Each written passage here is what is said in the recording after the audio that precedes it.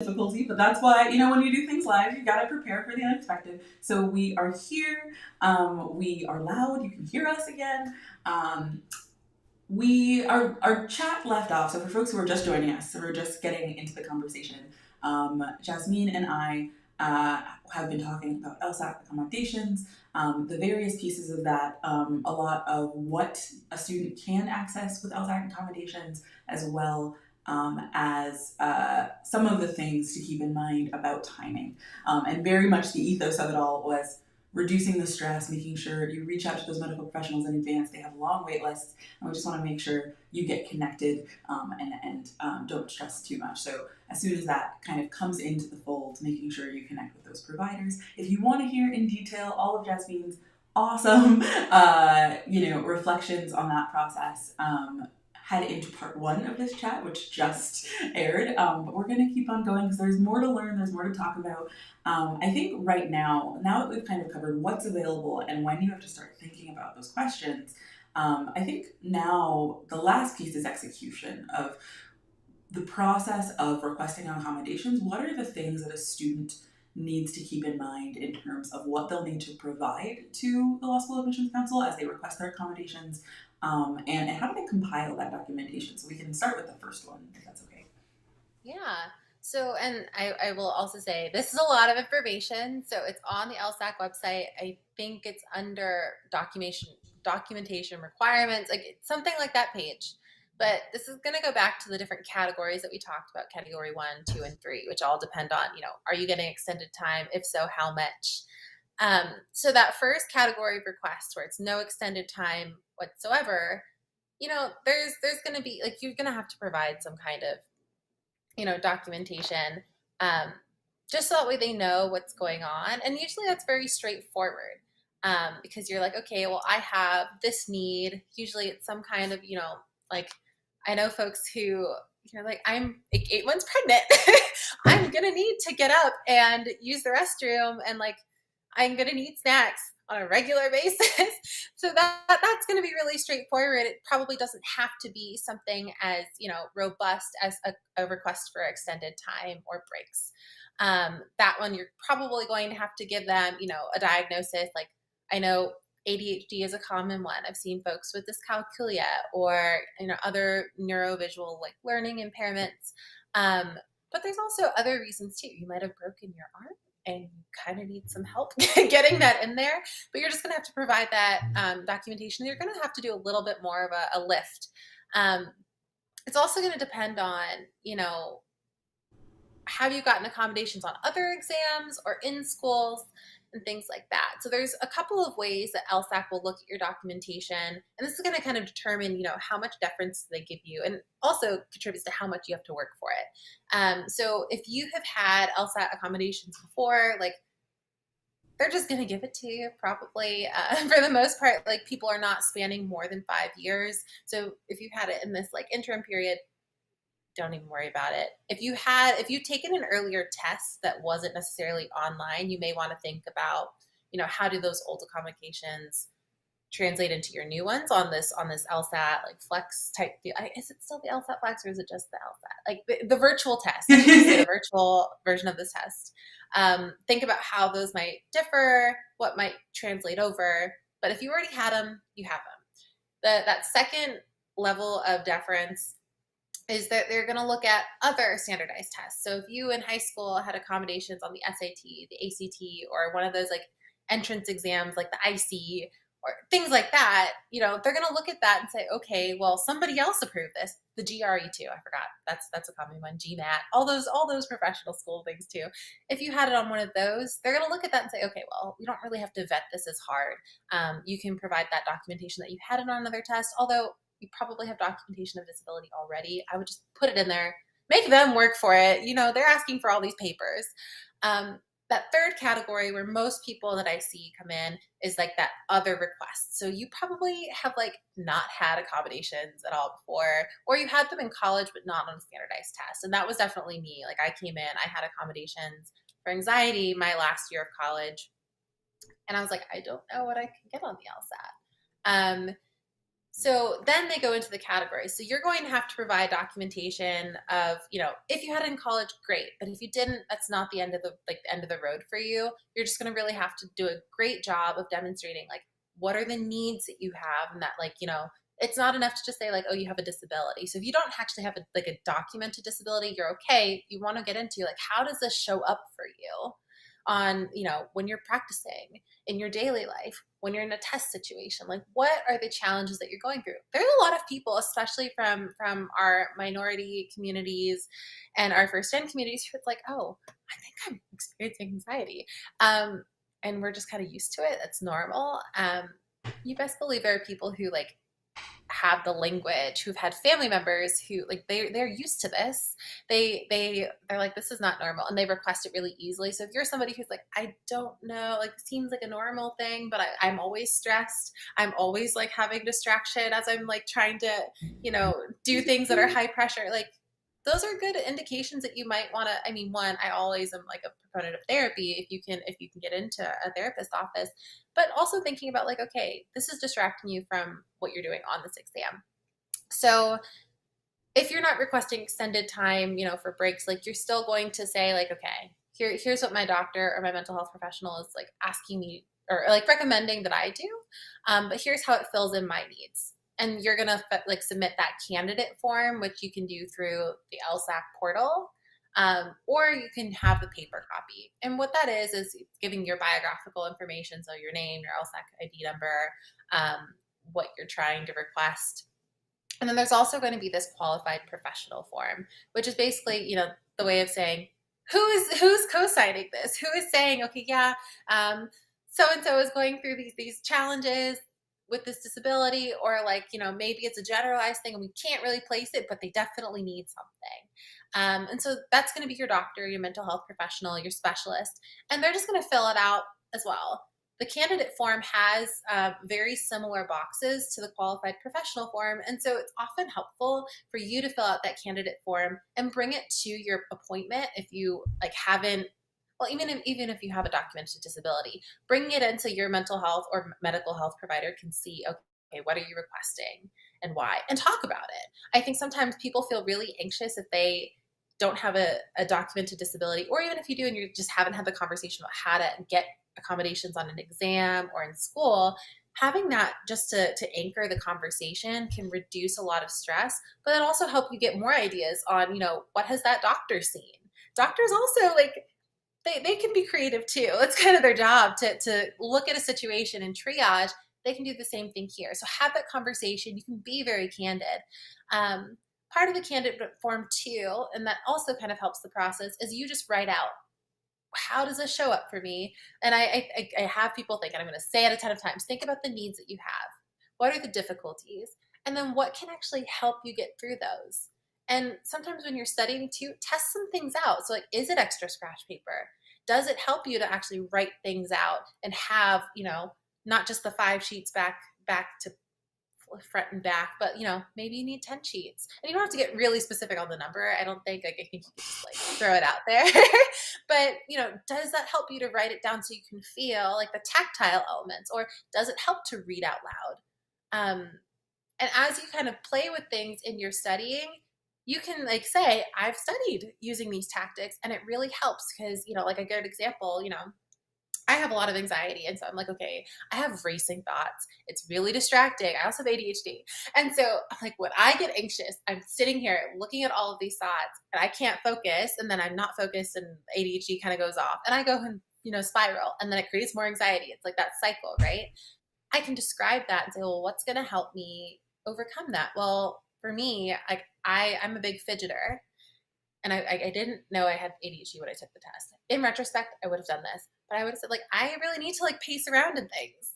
That's going to really help me, because then I'm not like, I can deal with the racing thoughts and use that to anchor. And that's going to help me reduce my anxiety so I can get back to this test. That also might mean I need to request start-stop breaks so I can pace around, And so just think about how you're going to target those needs that you have, and then do a really good job of explaining, like, me being able to pace around addresses this issue, and that's why I should have it. It's going to seem really tedious, but you're just going to go like, this is what I have that's really giving me difficulty. Here's what would help, and this is why I'm requesting. It's like a nice little formula. But that's like the candidate forum statement of need. Like you're just going to go, and it doesn't have to be long. But I also want you to make sure that you're doing a thorough job. Like do enough to where you've like made your case, but also like err on the side of too long, because honestly, let's make it work for it. As long as you are very clear at the beginning, here's what I'm requesting. Um, okay, so that's like category one. You're just going to have that like candidate form, qualified professional form, stuff that you fill out, that your doctor or your mental health professional will fill out. There's a lot of overlap, but I'd say fill out the candidate form, take it to your professional. Category two and category three, they're going to have the same, the same exact forms. But when you're doing a category two request, because like they're really skeptical to give people that extra time, whether you have a visual impairment or not, like that's kind of like the standard that they're going to give you is like that 50% or the 100% if you have that visual impairment. They want to see everything. They don't just give those out. And so if you had accommodations in school, even if like I've seen cases where people had it for a couple years and then decided for various reasons they didn't want it. That's a really common story because we often feel marginalized. We like people can tell you have an accommodation, and so you just didn't want to deal with it. That's okay because you had them. So just explain, just say like, well, at some point in eighth grade, I stopped because like I had to go to a separate room and I didn't want to do that. Like it might sound weird to you, but it's truthful. You're just trying to address all the questions that might come up because they might say like, okay, well, why did you quit it? Like clearly you don't need it. No, like just explain like for various reasons. And it might feel like it's not legitimate, but it is. You're just telling the story of like how this showed up for you. And that could be like if you had formal accommodations or not. So in high school, like I know I had a professor they're teachers in high school. I had a teacher who would let me do my exams verbally because I would get really stressed trying to write things out. And it would take me a long time to write out my exams. I mean, he would let me come in during lunches and just like finish the exam because it was all writing based. But like that's something that I wrote in my own accommodation because it was like, I would get really stressed trying to do everything under time pressure, but my professor really valued seeing my thoughts, and so I could come in during a lunch period and finish it up, or I could give my exam in chemistry orally because I was better at explaining it and would get really stressed about using the terminology. So even if you've had like teachers who've just done things to help you, whether in a learning context, in a test like context, add that information. If you like had other things that like you might be working with friends, like you might be working in a professional space, and like there's things that like informally have helped you just with daily life, talk about it. Give them every single way that these things show up, because it's not just when you're studying, it's not just on test day, it can show up other places, and it's going to help make your case more robust. Now if you haven't had formal or informal accommodations, you're really going to hone in on like that piece of like, how does this show up for me during the day? How does this show up for me when I'm practicing on the exam? So for example, like I know, like granted, I got diagnosed after I took the exams. I was so mad. Like I have like, how did I know I had ADHD? This would have been totally different. But like during the day, I'm like, I get really like I'm best in the morning if I'm not taking my medications. But as soon as it gets to like 2 o'clock, oh, I'm done. I'm extra distracted. So like, how do I overcome that? Like part of it is like my test. Like whenever I do work in the morning. I just kind of assume that it's going to be whatever it is. In the later afternoon, evening, like I just kind of give up. And I'm like, okay, I only feel motivated to like clean my room and do like tactile things. But you can talk about the fact that it's like, well, I know that like I'm going to be so distracted that I will just get anxious trying to do my like rereading, writing. And this is like totally the case in school. So I was like, well, thankfully I have medication that helps me manage it. And so I talk about that. But even then, like my medication putters out around 5 or 6 in the afternoon. So then what do? I change the way I live to accommodate that. And that's something that you can discuss really candidly in those statements to say like, okay, well, it may not be directly pertinent, but here's why I need this accommodation. Like I need to be able to like show like there are things that will help me reduce the anxiety. There are things that are going to help me focus because like this is clearly an issue and here's how it shows up in my daily life. Like and I will say too, some people don't feel comfortable sharing all that information. You only want to talk about what's in like the testing situation or the practice situation. And that's totally fine not to go with your personal life. At the very least, talk about how this shows up in your practice and when you've done timed practice, or if you've taken the LSAT before without accommodations, talk about that, because that is super crucial. They want to see like, okay, is this actually an issue or is this a manufactured issue? I don't like they police it like that, but unfortunately that's how it is when people don't have disabilities and are running, things. um, so that's kind of how you go about it. Category 3, most people don't fall into that, but like same type of deal. And I think category 3 requests are usually only granted to folks who have a documented disability. It's long-standing. You probably know who you are because it's just the really uncommon things. And those actually are kind of easier because you have to have those documented. Now, if you do not, and if you're like, okay, well, I've got some serious things, and whether it's because of like insurance not being available to you or other things, like still put in those requests. You're almost like, I mean, everyone, as long as you have those professionals in place, it's possible to get those. You're just going to really have to make that case. So if you think about the categories as like, levels of like, you have to put the time in to really like explicitly state why and really justify it. Like you can think about that, like category 1, you justify it enough, but they're not going to have that much scrutiny because of the extra time component. As you get more time, they're going to want more explanation and more documentation, ideally. I know that was very long-winded. Very long-winded.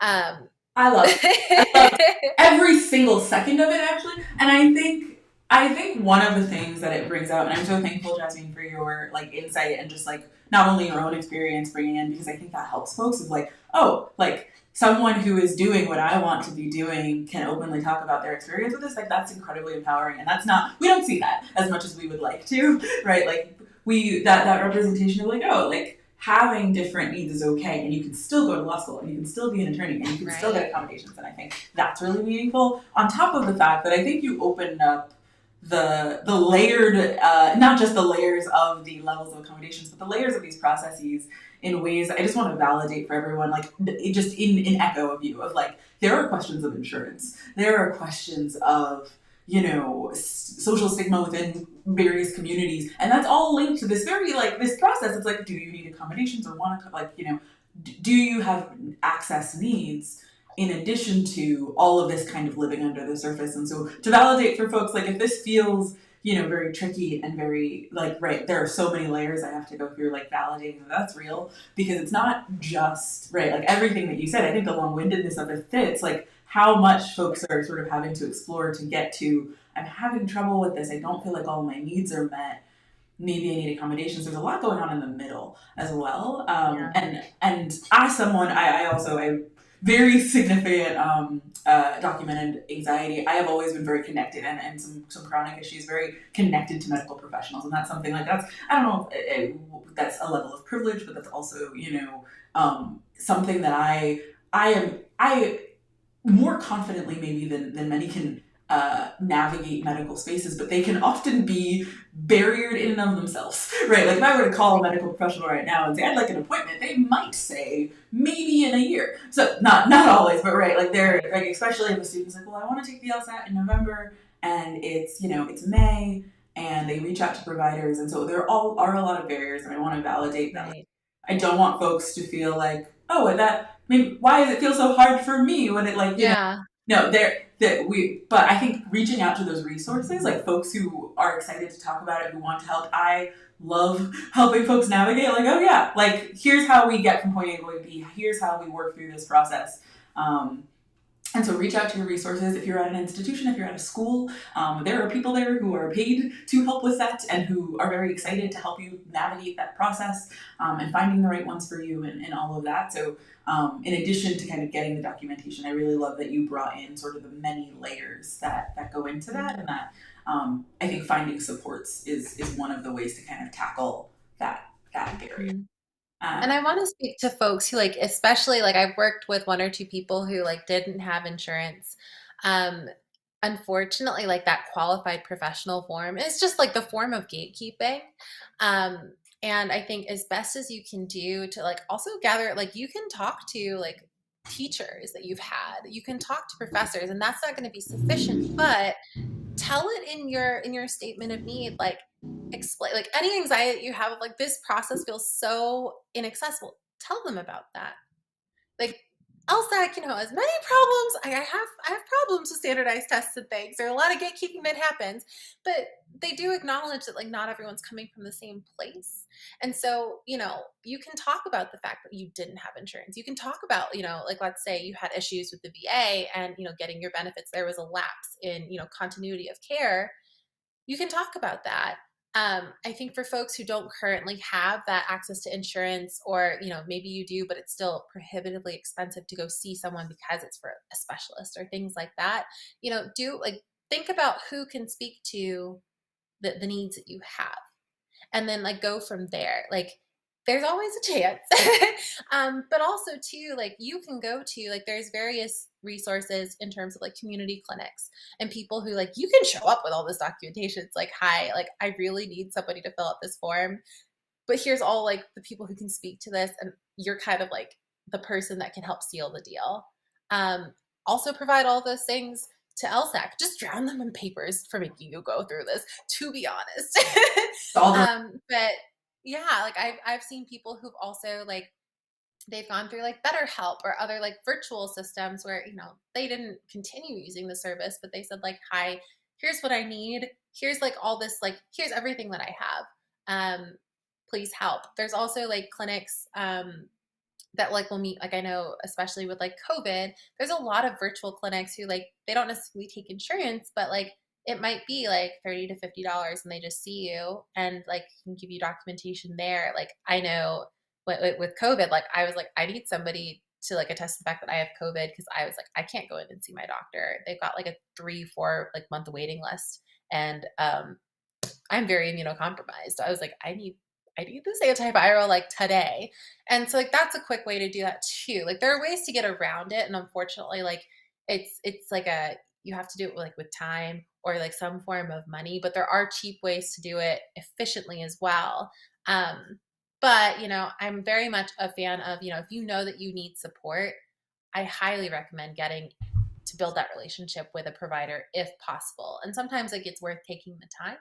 Um, but talk to somebody who's like trying to get you straight with like the application process and like the medical process, because sometimes it's not like pertinent, or not pertinent, it's just not reasonable to hold up um your law school dreams and career based off of like getting into like the medical space to have this done. Like I really dislike that it really puts up barriers for people, and I feel that really hard. But do the best you can. Like there are so many ways to demonstrate need. I guess the last thing, like to sum up, like you have the candidate form, you have the qualified professional form. If there's things that you can think of that help make your case, also put those in there. Like tell the story, tell it from different like perspectives, because like that you're just really explaining like here's how this shows up for me and here's how I got here. And if there's any questions that like feel like okay, well they're gonna deny me because of this, just explain candidly. Like that's actually really simple. And I think Sydney like will also say the same things like throughout the writing process of your statements. Like in your personal statements, like, okay, is there a question that they might have that, why did I do this? Like, why did I do this? You explain it, right? Or like when we talk about addendums, that's like the most translatable place. It's like, well, I'm afraid that they're going to have questions about this. You just state why it happened the way it did. yeah. That's all it is. And like, that's so applicable here. So I could go on like forever about that, but I just love like it. tell it candidly. Speak right, like speak your truth also in that space, and I think especially the idea that you shared, like it can right, like give them all the information and also start with right this, like this is why I need this, and so starting with that like concrete and then going into here are all the things that you might be wondering. It sounds like a really meaningful way to go about it so that they Because get there's a lot of reasons that people might not have exactly. Like I've worked with people who's like, I saw a therapist 5 years ago, but it's more than 5 years old. And it's like, well, why? Like they just didn't have insurance, or they were like out of the country. Like there's all sorts of reasons. Or like I had someone who like their therapist died and like they couldn't find the documentation at that clinic. Like there's reasons. If you feel like it's like, oh no, I must be the only one, well, that's a very exceptional case. Like talk about it. yeah. Talk about how you're managing that in the interim. Just like I feel like someone else like has a soul, but there's good reasons. There are good reasons that you're in this position that you're in, and you can talk about those candidly. Yeah, absolutely. And I do think that the way that you related it back to the admissions process of like this unseen individual community organization is now going to have all of that insight. I want to say one thing because sometimes students will ask this, and I think it ties in. Is that as a law school admissions officer, never not that one I would not have any concern, but that's not something that's ever going to be shared with the law school admissions office, right? That is from your pen to LSAC, and that's it.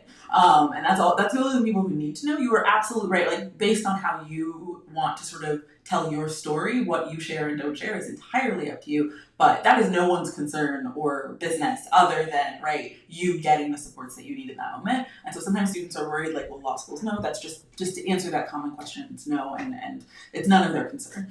And then another sort of piece that Jasmeene brought up, I think, is also that yeah, that candid truth of like these unseen people are also still people. I've called LSAC just like questions for students and things, and right, I do get met with a human, and they're like, yeah, like just tell me that, and I'm like, okay, cool, that's what we're gonna do. And if that helps, sometimes you might have a question. You can also call the LSAT candidate support line and be like, this is what's going on. What should I do? And the answer that I have generally got is just tell us. And so that can be helpful as well of like what in this scenario, generally I think that advice holds true, but there are humans over there, just like there are in the admissions office and in all those other settings who are out there part of these processes as well. So I know we've had a long chat, but I think it's been an important a really meaningful one. This is what happens when two people who like to go on are like, let's Oh talk. yeah, I have a lot of like hot takes. I feel like I've gotten a little more No, unhinged. here we are. It's not a hot take. I don't know if I want it. No, but here I have been just like so thankful to have this conversation with you. I think more conversations like this just need to continue to happen. People need to know things, and it can sometimes feel like nerve-wracking to even think about, right? Like I don't know how to get the support I need, so I'm just going to keep going this way. And so reminding folks you have supports out there. There are structures set up in place for you, and telling your story and making sure that you have the supports you need when you can is really important because we want you to get to your goal. And thank you, Jasmeene, so much again for joining me. I'm going to close this out because I know we're getting close to the hour. But it was such a pleasure, and we will see you all next week for the next live. Bye, everyone.